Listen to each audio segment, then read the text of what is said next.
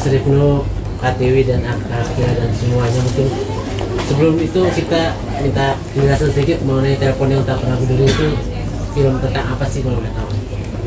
Dari Mas Rifnu dulu. Apa ya?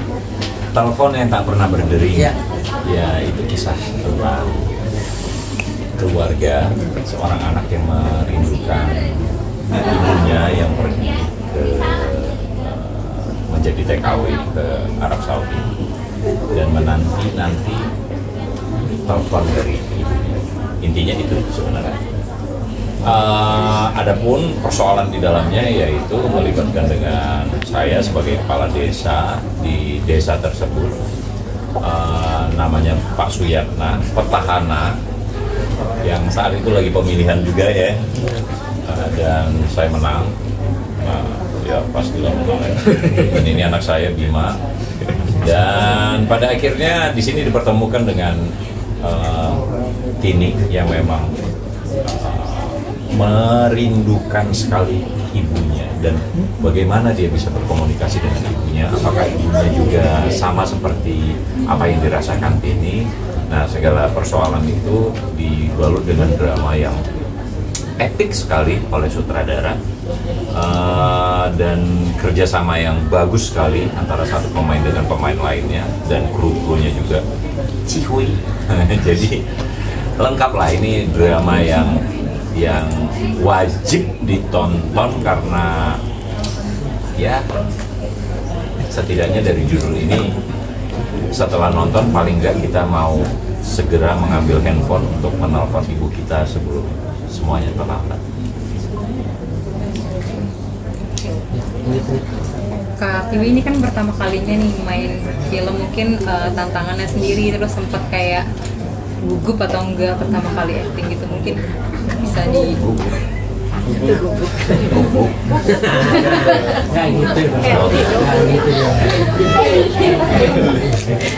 kalau untuk ya ini adalah debut pertama kalinya aku berada di dunia perfilman.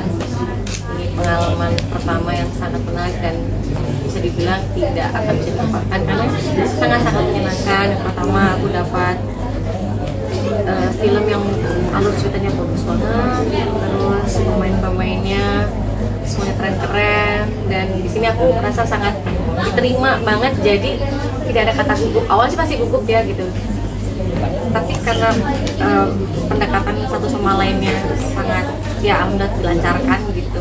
Jadi di sini aku merasa sangat-sangat semangat. Juga dari coach acting, dari director dan segala macam, aku diberi ruang untuk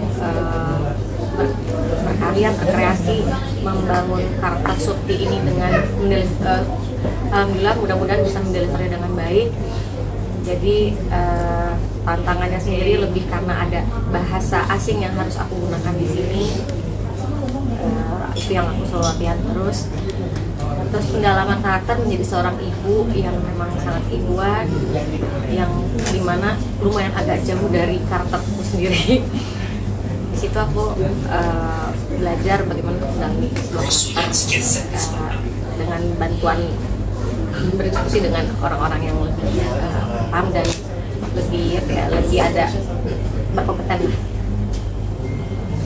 Ada alasan dulu nggak, Kak Dewi, kenapa akhirnya mau menerima film ini sebagai film debut? Jujur sebenarnya aku suka dengan segala hal macam apa ya, aku senang belajar orangnya gitu, dan aku memang senang nonton film. Aku juga suka dengan berakting, kelas acting tuh aku suka, karena dulu di AFI juga diajarin banyak kelas kan gitu. Cuma mungkin belum ada kesempatan, dan ketika ada kesempatan masuk tuh aku langsung bilang iya.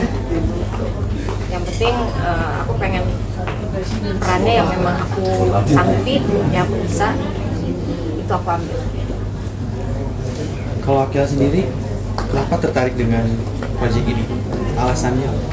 Karena aku lihat dari sinopsisnya, dan waktu itu dapat tawaran terus dikasih sinopsisnya, tuh aku kayak tertarik banget sama ide ini karena ceritanya lumayan menyentuh hati. Pas baca skrip juga itu lumayan sempat dibaca-baca, karena karena tentang itu balik lagi tentang pengorbanan ceritanya, tentang ada unsur ibunya juga, jadi kayak buat aku oke, aku kayaknya mau ambil kayak sangat tertarik. Kamu ada relate gitu nggak sih sama karakter kamu di sini? Ternyata Tini ini lumayan jauh berbeda dengan karakter aku aslinya Akila, karena Tini tuh kayak anaknya lebih cenderung nggak banyak emosi ya, jadi lumayan belak-belakan ketika dia membutuhkan sesuatu, kayak membutuhkan pertolongan atau apapun, kayak cara dia ngomong ke Kang Ades yang menurut aku pas aku baca udah kayak bisa kayak gini ya gitu. Dia lumayan berbeda sih. Pas sama Bima gimana chemistry? Mungkin Alhamdulillah ya, kan di sini sebenarnya Bima jadi sahabat aku, sebenarnya kayak sahabat dekatnya Tini lah. Kita nggak susah-susah karena sebenarnya aku juga udah pernah kenal sama Bima. Terus pas kita ketemu lagi di satu project yang sama, kita kayak ya udah ngalir aja secara natural gitu. kalau di karakter kalian ada ini nggak sih love interest-nya gitu? Nonton aja deh. Please, kita belum bisa spill banyak-banyak. Tanggal 14 ditonton aja di Klik Film. Mas Rifnu sama Bima mungkin alasannya terima film ini seperti apa? Kayak Mas Rifnu dalam banget nih alasannya terima film ini. Ya pertama karena memang belum pernah sama Pak Sono. Terus pertama kali juga di Klik Film. Dan saya selalu senang kalau kerja sama Falcon. Karena mereka selalu ngasih cerita-cerita yang menarik.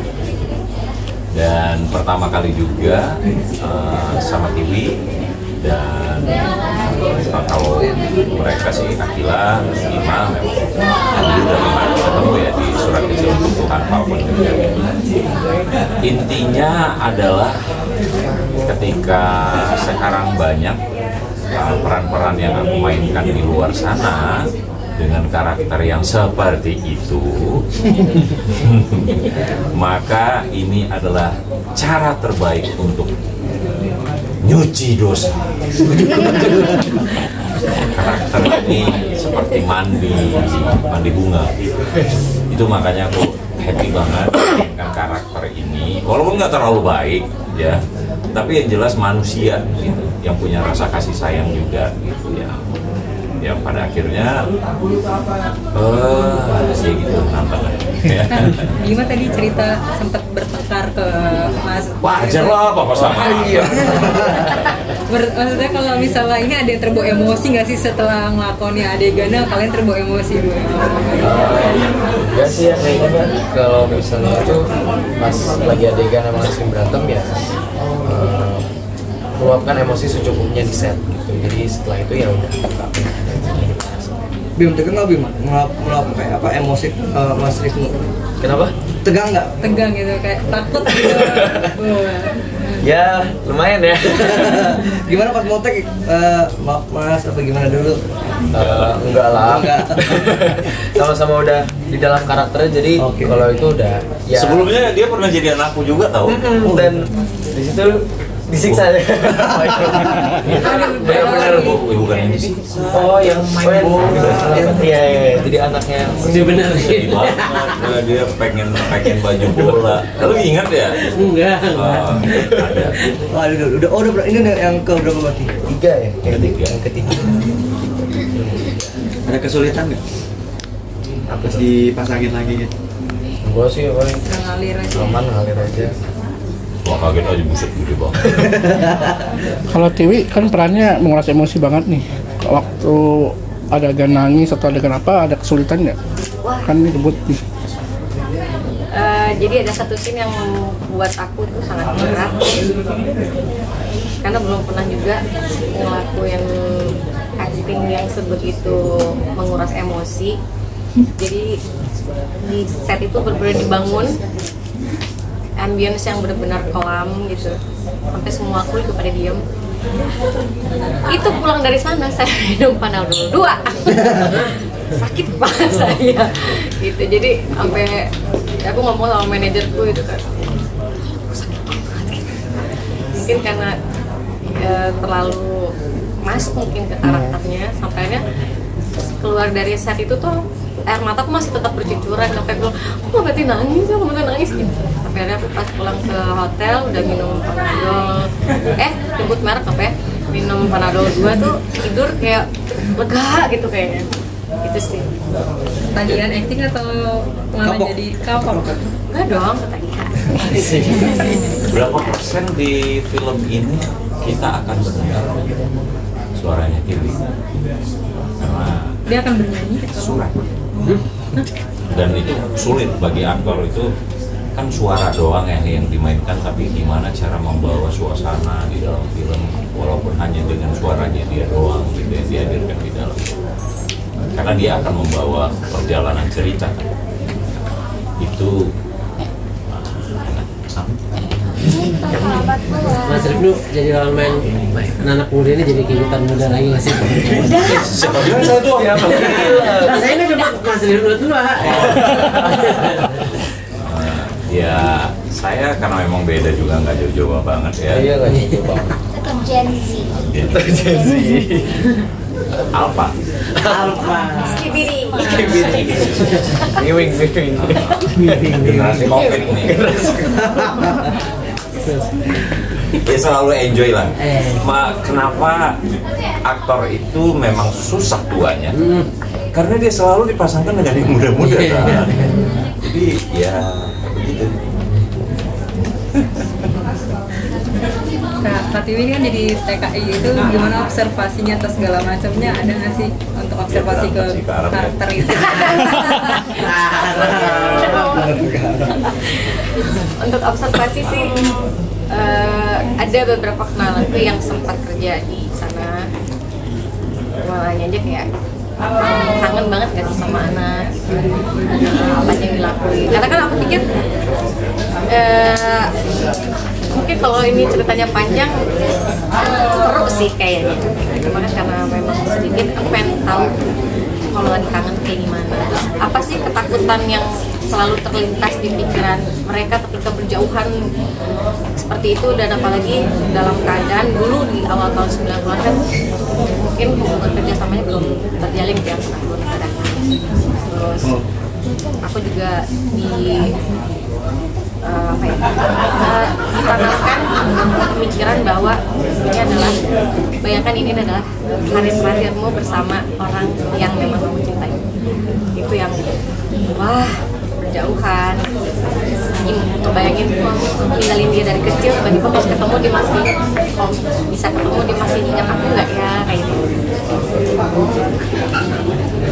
Terakhir mungkin Tiwi lebih susah nyanyi atau acting? Hah? Lebih susah nyanyi atau Susah, lebih susah nyanyi atau acting? Acting.